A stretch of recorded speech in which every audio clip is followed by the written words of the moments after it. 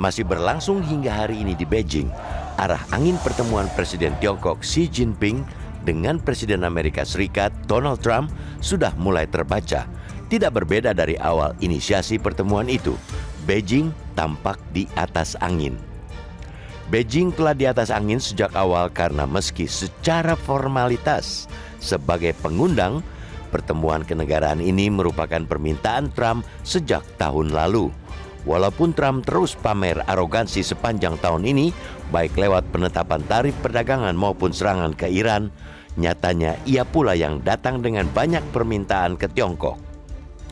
Trump mengatakan bahwa agenda soal Iran, produk pertanian sampai artificial intelligence AI, ia pun membawa bos-bos perusahaan raksasa teknologi AS sebagai daya jual bagi Beijing.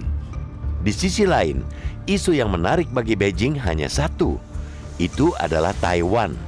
Dalam pertemuan Xi, terang-terangan mengatakan bahwa jika isu itu tidak ditangani dengan baik, maka dapat mendorong hubungan bilateral kedua negara ke posisi yang berbahaya.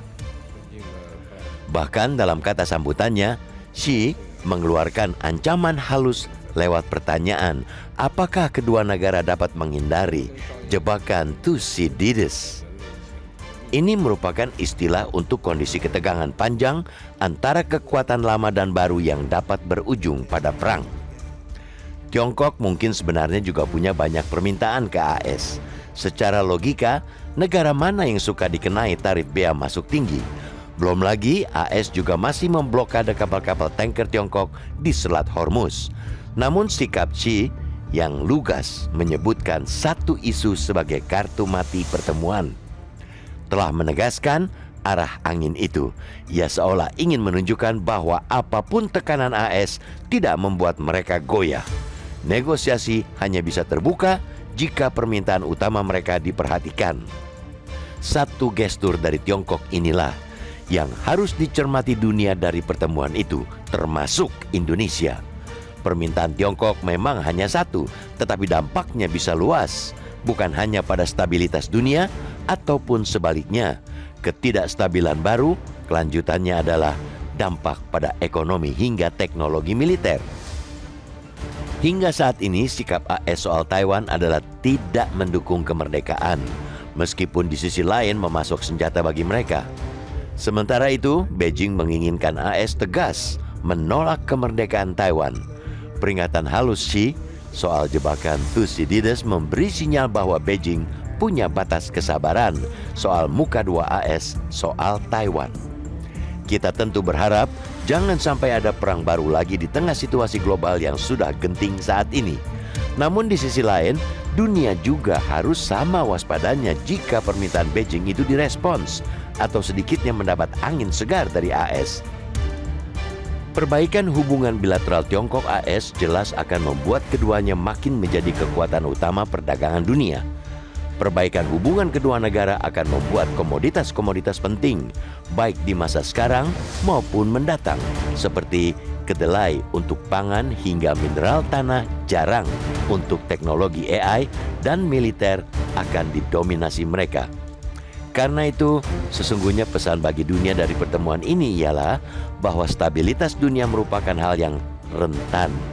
Meski negara-negara adidaya itu merupakan mitra penting, negara-negara lain mesti terus menguatkan organisasi dan kerjasama multilateral di berbagai kawasan.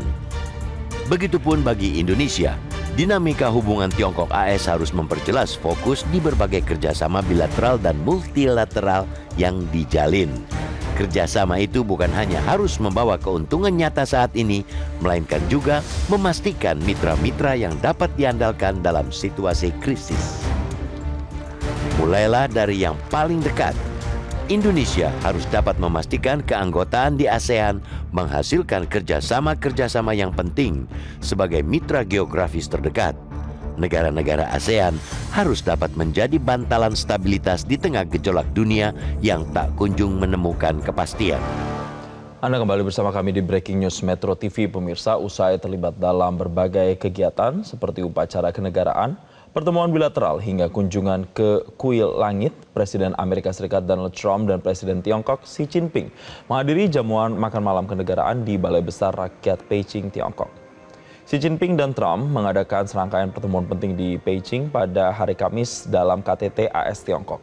Stabilitas dalam hubungan kedua negara menjadi tujuan utama dari pertemuan tersebut.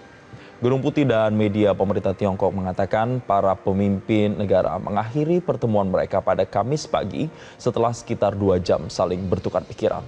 Donald Trump diperkirakan akan meninggalkan Tiongkok pada Jumat siang setelah pertemuan pribadi dengan Xi Jinping. Meski demikian, analis memperkirakan tak banyak terobosan yang bisa diharapkan pada sejumlah isu termasuk perang Iran, perdagangan, teknologi, dan Taiwan.